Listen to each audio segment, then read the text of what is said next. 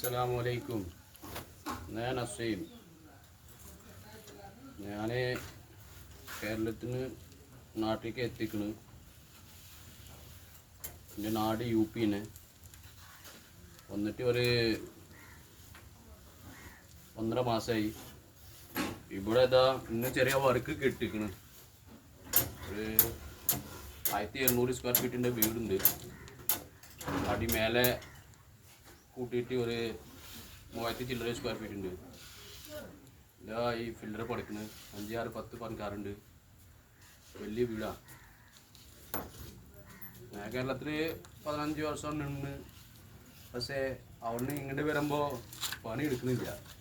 ഇന്ന് ഈ സമയത്ത് ഇപ്പോൾ വന്നിട്ട് പണി എടുക്കുന്നുണ്ട്. അത് നല്ല പണി കിട്ടിക്കുന്നു.